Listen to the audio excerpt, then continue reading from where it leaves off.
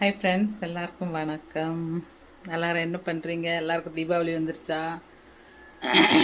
காலையிலேருந்து ஃபுல்லாக சுத்தம் பண்ணி நீட்டாக சுத்தம் பண்ணி எல்லாம் ஃபுல் அண்ட் ஃபுல்லாக தரோவாக செக் பண்ணி ஃபுல்லாக சுத்தம் பண்ணிட்டேன் ஃப்ரெண்ட்ஸ். அப்புறம் இப்போ சமையல் வேலை நடந்துகிட்ருக்கு. ஒன்றும் இல்லை, வெறும் இன்றைக்கி ரசம் தான் வச்சுருக்கேன் பாருங்கள். ரசம் சாப்பாடாகுது.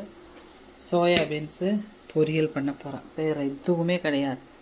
இன்றைக்கி வேலை நிறைய செஞ்சதுனாலே சமையலெல்லாம் வெரி சிம்பிளாக முடிச்சுட்டு இப்போ கொஞ்சம் நேரம் ரெஸ்ட் எடுக்கணும்.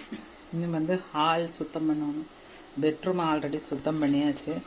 எங்கள் மாமா வந்து ரொம்ப டயர்டான மாதிரி போய் நடிச்சுட்டு அங்கே படுத்துருக்காரு ஃப்ரெண்ட்ஸ்.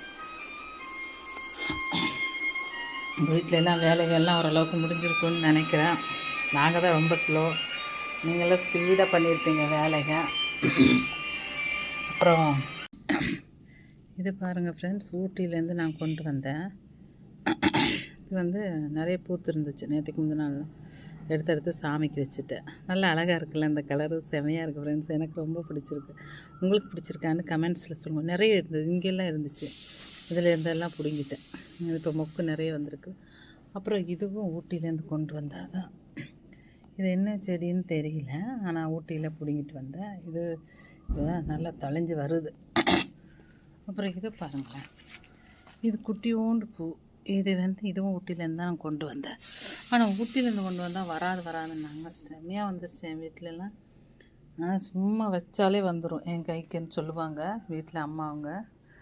அதனால் வச்சேன் ஃப்ரெண்ட்ஸ்.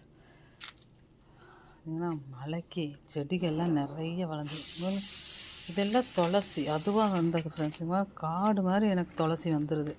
ஒரு வீட்டில் துளசி வாங்கிட்டு போய் வைப்பாங்க என்னட்ட இருந்து. ஆனால் அவங்களுக்கெல்லாம் வர்றதில்லை. எனக்கு வந்து நான் ஒரே ஒரு செடி தான் கொண்டு வந்து வச்சேன். ஃபுல்லுமே பரவிடுச்சு ஃப்ரெண்ட்ஸ்.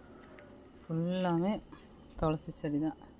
வீட்டுக்கு வந்து கோயிலுக்கு வந்து வாங்கிட்டு போவாங்க. சேச்சி வந்து பறிச்சிட்டு போவாங்க. வாங்க, துளசி தான் செமையாக வந்துடுது எங்கள் வீட்டில்.